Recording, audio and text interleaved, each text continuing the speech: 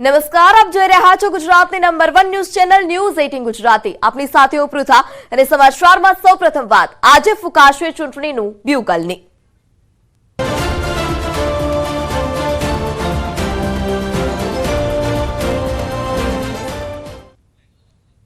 આજે લોકસભા ચૂંટણીની થઈ શકે છે જાહેરાત। બપોરે 3 વાગે કેન્દ્રીય ચૂંટણી પંચ જાહેરાત કરશે। 6 થી 7 તબક્કામાં યોજાઈ શકે છે લોકસભાની ચૂંટણી। એપ્રિલ અને મે મહિનામાં મતદાન યોજાઈ શકે છે। ગુજરાતમાં એક જ તબક્કામાં યોજાઈ શકે છે ચૂંટણી। મે અંતમાં અથવા તો જૂનમાં પરિણામની સંભાવના છે। ગુજરાત વિધાનસભાની 6 બેઠકોની પેટા ચૂંટણીની પણ જાહેરાત થશે। ખંભાત, વિજાપુર, માણાવદર બેઠક ખાલી છે। વિસાવદર, વાઘોડિયા, પોરબંદર બેઠક હાલ અત્યારે ખાલી પડી છે। હાલની લોકસભાનો કાર્યકાળ 16મી જૂને પૂર્ણ થવા જઈ રહ્યો છે અને નવી લોકસભાનું ગઠન તે પહેલા થવાનું છે। આ સાથે જ આંધ્રપ્રદેશ, સિક્કિમ, અરુણાચલ પ્રદેશ અને ઓડિશા વિધાનસભાનો કાર્યકાળ પણ જૂનમાં જ અલગ અલગ તારીખોએ પૂર્ણ થશે। પાછલી વખતે એટલે કે 2019માં લોકસભા ચૂંટણીની તારીખો 10મી માર્ચે કરાઈ હતી જાહેર। 11 એપ્રિલથી 7 તબક્કામાં મતદાન યોજાયું હતું અને 23મી મેએ મતગણતરી સાથે પરિણામોની જાહેરાત થઈ હતી। 2019 લોકસભા ચૂંટણી 7 તબક્કામાં યોજાઈ હતી। 11 એપ્રિલ 2019થી પ્રથમ તબક્કો શરૂ થયો હતો। 23 મે 2019ના રોજ જાહેર થયું હતું પરિણામ। 2014માં લોકસભાની ચૂંટણી 9 તબક્કામાં યોજાઈ હતી। 7 એપ્રિલે 2014થી પ્રથમ તબક્કાની શરૂઆત થઈ હતી। 19 મે 2014ના રોજ પરિણામની જાહેરાત થઈ હતી। 2009 લોકસભાની ચૂંટણી 2 માર્ચે જાહેર થઈ હતી, જ્યારે 16 એપ્રિલથી 13 મે 2009 સુધી આ ચૂંટણી યોજાઈ હતી। 16મી મે 2009ના રોજ પરિણામ જાહેર થયું હતું। ગુજરાતમાં 2019માં 23 એપ્રિલે થયું હતું મતદાન। ગુજરાતમાં 2014માં 30 એપ્રિલે મતદાન થયું હતું। ગુજરાતમાં 2009માં 30 એપ્રિલે મતદાન યોજાયું હતું। ગુજરાત ભાજપના 22 ઉમેદવારો જાહેર થઈ ચૂક્યા છે, જ્યારે ગુજરાત ભાજપના 4 નામોની જાહેરાત હજુ પણ બાકી છે। કોંગ્રેસે 7 ઉમેદવારોના નામ જાહેર કર્યા છે। ગુજરાત કોંગ્રેસના 17 નામ જાહેર થવાના હજુ પણ બાકી છે। તો આ તરફ મહારાષ્ટ્રમાં પણ 4 થી 5 તબક્કામાં મતદાન યોજાઈ શકે છે। દક્ષિણના રાજ્યોમાં એક ચરણમાં યોજાઈ શકે છે ચૂંટણી। એમપી, અસમમાં 2 થી 3 તબક્કામાં મતદાન યોજાઈ શકે છે। યુપી, બિહાર અને બંગાળમાં 6 થી 7 તબક્કામાં મતદાન યોજાવાની સંભાવના છે અને જે અંતમાં અથવા તો જૂનમાં પરિણામની સંભાવના છે।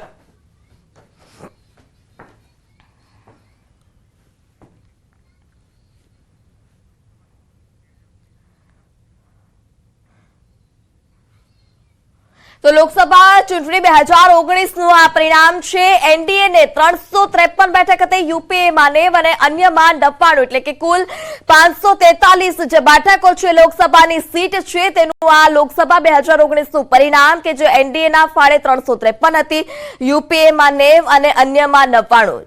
જો કયા રાજ્યોમાં કેટલી બેઠકો છે તેની વાત કરીએ તો ઉત્તર પ્રદેશમાં 80, ગુજરાતમાં 26, મહારાષ્ટ્રમાં 48, પશ્ચિમ બંગાળમાં 42, બિહારમાં 36, કર્ણાટકમાં 28, આ મધ્યપ્રદેશમાં 28 છે, જ્યારે આંધ્રપ્રદેશમાં અને રાજસ્થાનમાં 25-25 બેઠક છે।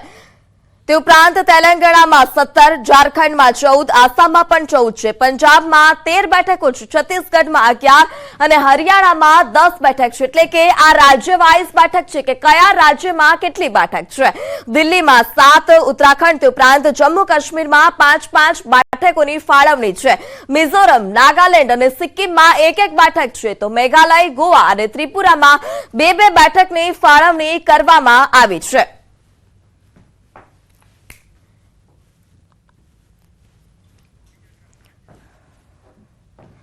તો કચ્છ લોકસભા બેઠક 2004ની વાત કરીએ તો હાર જીત જે વાત છે તે હાર જીતની છે।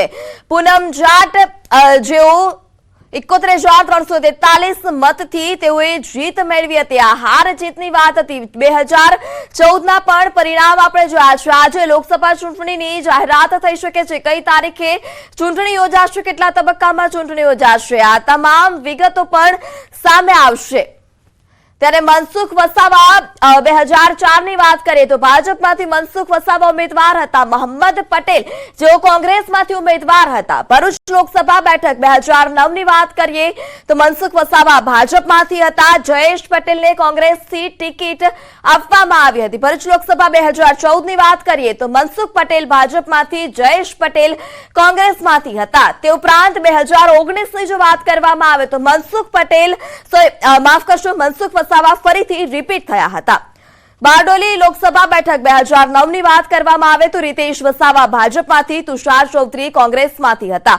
2014 ની વાત કરવામાં આવે પ્રભુ વસાવા ભાજપમાંથી, તુષાર ચૌધરીને કોંગ્રેસમાંથી ટિકિટ આપવામાં આવી હતી. જ્યારે બારડોલી લોકસભા બેઠક 2019 ની વાત કરવામાં આવે તો પ્રભુ વસાવા ભાજપમાંથી અને તુષાર ચૌધરી કોંગ્રેસમાંથી હતા.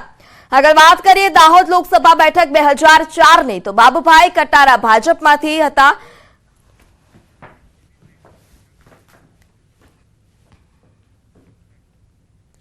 તો ગુજરાતમાં 26 માંથી ભાજપના 22 ઉમેદવારોના નામની જાહેરાત થઈ ચૂકી છે. 26 માંથી ભાજપના 4 ઉમેદવારોના નામ બાકી છે. 22 માંથી 10 ચાલુ સાંસદને ટિકિટ કાપવામાં આવી. 22 માંથી ભાજપે 4 મહિલાઓને આપી છે ટિકિટ. 2019માં ભાજપે 26 માંથી 6 મહિલાને ટિકિટ આપી હતી. 2019માં 26 માંથી 20 પુરુષ ઉમેદવારોને મેદાને ઉતાર્યા હતા. 2019માં કોંગ્રેસે 26 માંથી 25 પુરુષોને ટિકિટ આપી હતી. 2019માં કોંગ્રેસે 26 માંથી એક જ મહિલાને ટિકિટની તક આપી હતી. ભાજપે 22 માંથી 2 એસસી સમાજના ઉમેદવારને ટિકિટ આપી. ભાજપે 22 માંથી 8 ઓબીસી સમાજના ઉમેદવારને તક આપી છે. ભાજપના 22 માંથી 4 ઉમેદવાર પટેલ સમાજના છે. ભાજપે 22 માંથી 1 મરાઠી, 1 વણિક ઉમેદવારને મેદાને ઉતાર્યા છે.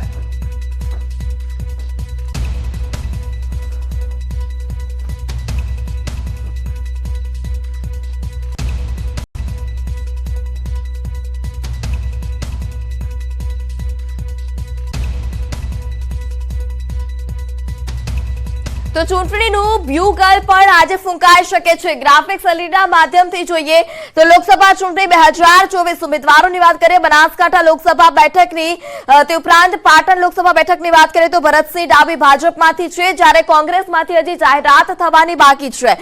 તે ઉપરાંત મહેસાણાની બેઠક છે કે જ્યાં જાહેરાત થવાની હજુ પણ બાકી છે. સાબરકાંઠા લોકસભા બેઠક ભીખાજી ઠાકોર જેમને ભાજપમાંથી ટિકિટ આપવામાં આવી છે, કોંગ્રેસના ઉમેદવારની જાહેરાત હજી પણ બાકી છે. અમિત શાહ ગાંધીનગરથી.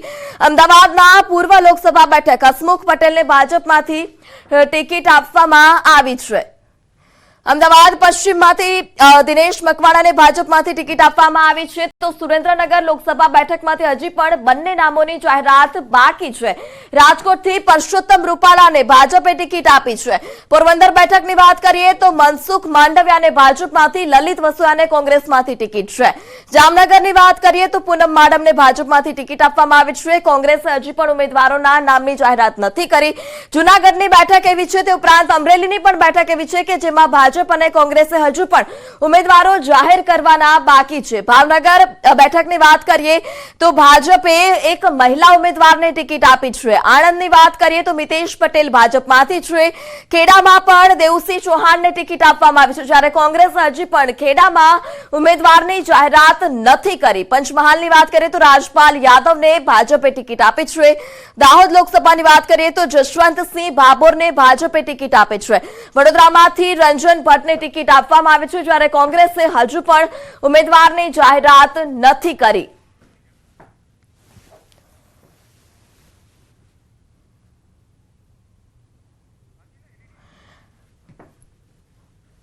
તો બનાસકાંઠા લોકસભા બેઠકની પણ આપણે વાત કરીએ. સુરેન્દ્રનગર લોકસભા બેઠકમાં હજુ પણ ઉમેદવારોની નામની જાહેરાત બાકી છે. 2022 વિધાનસભા ચૂંટણીમાં મળેલા મતની વાત કરીએ તો અલગ અલગ જે ગણિત હતું, સમીકરણ હતા, તે પાસા ગોઠવાયેલા જોવા મળ્યા હતા. અમરેલી બેઠક પરથી હજુ પણ બંને પાર્ટીઓએ જાહેરાત કરવાની બાકી છે ઉમેદવારની. આણંદમાં હજી પણ કોંગ્રેસ ઉમેદવારની જાહેરાત નથી કરી. દાહોદમાંથી જશવંતસિંહ ભાભોરને ભાજપે ટિકિટ આપી છે.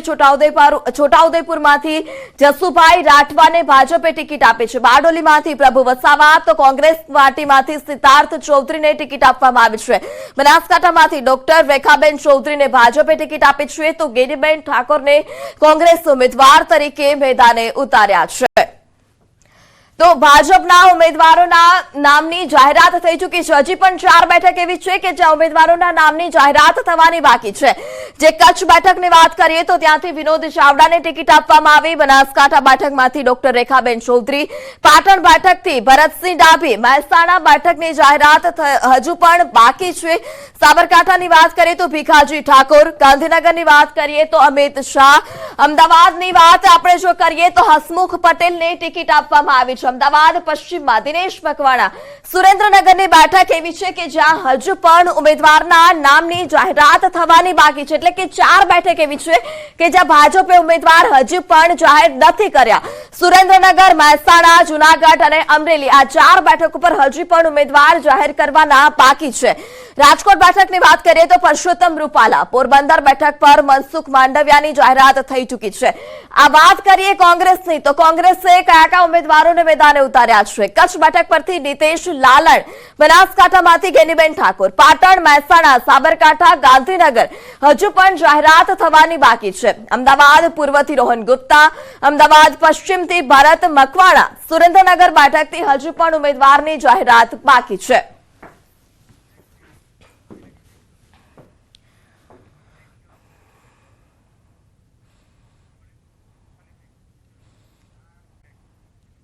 સુરતમાં ભાજપ પ્રદેશ અધ્યક્ષ સી.આર. પાટીલનો જન્મદિવસ અને ઉજવણી કરવામાં આવી. મોટી સંખ્યામાં ભાજપના નેતાઓ તેમજ હોદ્દેદારોએ શુભકામના પાઠવી હતી.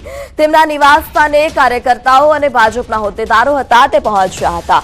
આ ઉપરાંત સામાજિક અગ્રણીઓ અને ઉદ્યોગપતિઓ પણ પહોંચ્યા હતા. સી.આર. પાટીલને શુભેચ્છા પાઠવી. ડોક્ટરો તેમજ નર્સિંગ એસોસિએશન દ્વારા પણ સી.આર. પાટીલને જન્મદિવસની શુભકામના પાઠવવામાં આવી હતી. પ્રદેશ અધ્યક્ષ સી.આર. પાટીલના નિવાસ સ્થાને તહેવાર જેવો માહોલ જોવા મળ્યો. સુરત મહાનગરપાલિકાના હોદ્દેદારો તેમજ ધારાસભ્યો પણ જન્મદિવસની શુભકામના પાઠવવા સી.આર. પાટીલના નિવાસ સ્થાને પહોંચ્યા હતા.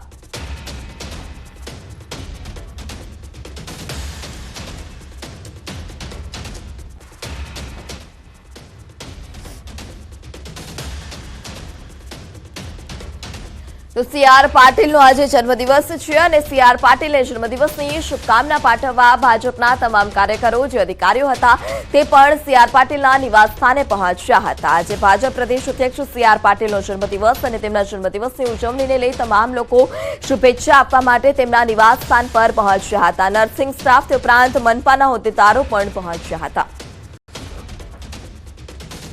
ચૂંટણી જાહેરાત પહેલા પીએમએ લખ્યો પત્ર. દેશવાસીઓને પત્ર. પ્રધાનમંત્રીએ ટાંક્યું કે અમને વિશ્વાસ છે કે તમારા લોકોનું સમર્થન અમને સતત મળતું રહેશે. રાષ્ટ્ર નિર્માણ માટે અમે સતત મહેનત કરતા રહીશું. આ મોદીની ગેરંટી છે. પત્રમાં પીએમ મોદીએ ટાંક્યું કે મારા પ્રિય પરિવારજનો, આપણે 7 દશક પૂર્ણ કરવા જઈ રહ્યો છે. મારો 140 કરોડ પરિવારજનો સાથે વિશ્વાસ, સહયોગ અને સમર્થનથી જોડાયેલો આ મજબૂત સંબંધ મારા માટે ખૂબ જ મહત્વનો છે અને જેને શબ્દોમાં વ્યક્ત કરવો મુશ્કેલ છે.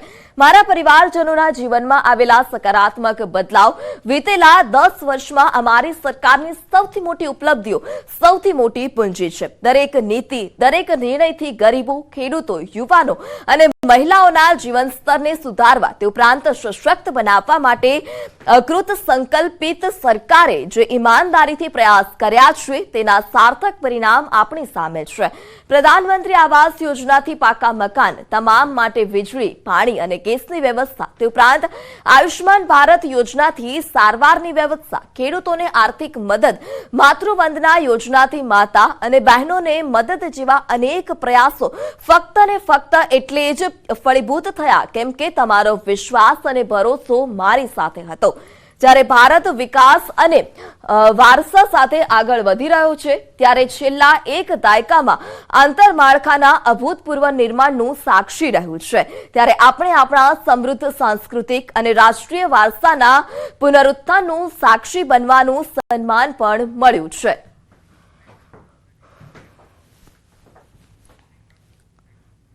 પીએમ સૂર્યઘર મફત વીજળી યોજના અંગે ટ્વીટ. પીએમ મોદીએ ટ્વીટ કરીને ટાંક્યું કે પીએમ સૂર્યઘર મફત વીજળી યોજના લોન્ચ થયાને લગભગ 1 મહિનામાં 1 કરોડથી વધારે પરિવારો પહેલેથી જ નોંધણી કરાવી ચૂક્યા છે.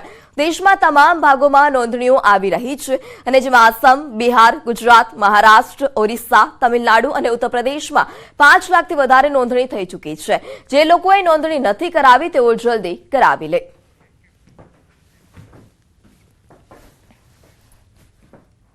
તો સમાચારમાં હાલ સમય થયો છે વિરામનો. આપ જોડાયેલા રહો ન્યૂઝ 18 ગુજરાતી સાથે.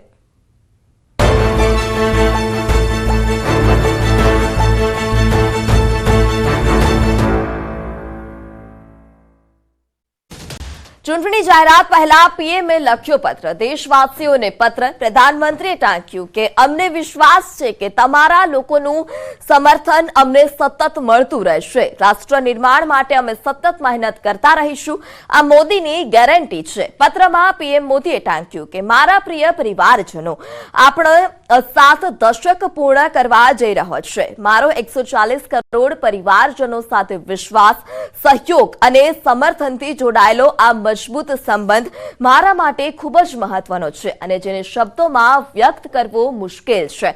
મારા પરિવારજનોના જીવનમાં આવેલા સકારાત્મક બદલાવ વીતેલા 10 વર્ષમાં અમારી સરકારની સૌથી મોટી ઉપલબ્ધિઓ, સૌથી મોટી પૂંજી છે. દરેક નીતિ, દરેક નિર્ણયથી ગરીબો, ખેડૂતો, યુવાનો અને મહિલાઓના જીવન સ્તરને સુધારવા તે ઉપરાંત સશક્ત બનાવવા માટે કૃત સંકલ્પિત સરકારે જે ઈમાનદારીથી પ્રયાસ કર્યા છે તેના સાર્થક પરિણામ આપણી સામે છે.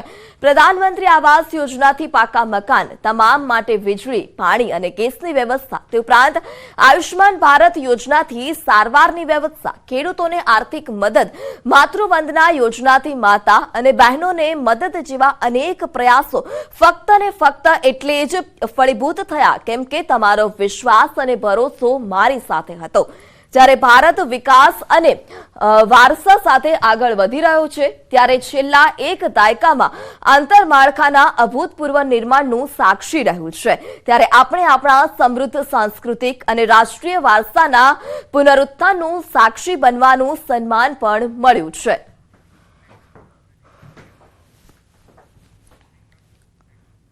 પીએમ સૂર્યઘર મફત વીજળી યોજના અંગે ટ્વીટ. પીએમ મોદીએ ટ્વીટ કરીને ટાંક્યું કે પીએમ સૂર્યઘર મફત વીજળી યોજના લોન્ચ થયાને લગભગ 1 મહિનામાં 1 કરોડથી વધારે પરિવારો પહેલેથી જ નોંધણી કરાવી ચૂક્યા છે. દેશમાં તમામ ભાગોમાં નોંધણીઓ આવી રહી છે અને જેમાં આસામ, બિહાર, ગુજરાત, મહારાષ્ટ્ર, ઓરિસ્સા, તમિલનાડુ અને ઉત્તર પ્રદેશમાં 5 લાખથી વધારે નોંધણી થઈ ચૂકી છે. જે લોકોએ નોંધણી નથી કરાવી તેઓ જલ્દી કરાવી લે.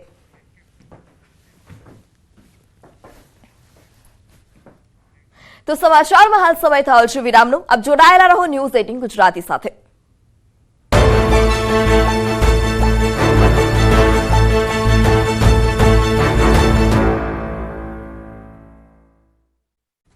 અમદાવાદમાં 301 એસટી બસના લોકાર્પણનો કાર્યક્રમ. અમદાવાદ જીએમડીસી ગ્રાઉન્ડમાં કાર્યક્રમનું આયોજન. વાહન વ્યવહાર મંત્રી હર્ષ સંઘવીના હસ્તે લોકાર્પણ થશે. મહત્વના સમાચાર છે કે અમદાવાદને વધુ એસટી બસની સુવિધાઓ હવે મળતી રહેશે કારણ કે 301 એસટી બસના લોકાર્પણનો કાર્યક્રમ રાખવામાં આવ્યો છે. અમદાવાદના જીએમડીસી ગ્રાઉન્ડ ખાતે આ કાર્યક્રમનું આયોજન કરવામાં આવ્યું છે. વાહન વ્યવહાર મંત્રી હર્ષ સંઘવીના હસ્તે લોકાર્પણ થશે. વલસાડ ડાંગ લોકસભા બેઠકના ભાજપના ઉમેદવાર ધવલ પટેલે પૂરજોશમાં પ્રચાર શરૂ કરી દીધો છે.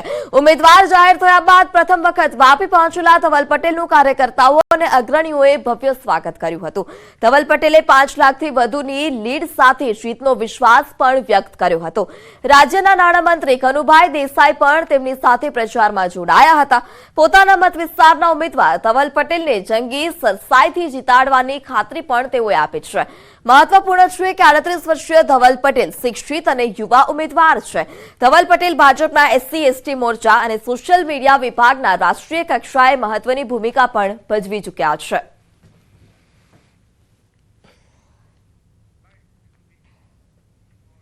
જે રીતે દરેક મંડળોની અમે દરેક મંડળ દીઠ મિટિંગ લીધી છે અને દરેક મંડળ દીઠ મિટિંગમાં જે રીતે કાર્યકરોનો, ચૂંટાયેલા પ્રતિનિધિઓનો, સરપંચોનો જે પ્રતિભાવ મળ્યો છે જે ઉદ્યોગોના ઉદ્યોગપતિઓનો પ્રતિસાદ મળ્યો છે અભૂતપૂર્વ છે અને અભૂતપૂર્વ માર્જિનથી આપણે આ લોકસભા 100% જીતી જાય. કે આ વખતે અમે વલસાડ લોકસભા એકદમ રેકોર્ડ તોડ માર્જિનથી જીતવાના છે અને મિનિમમ 5 લાખથી વધુ માર્જિનથી અમે જીતશું.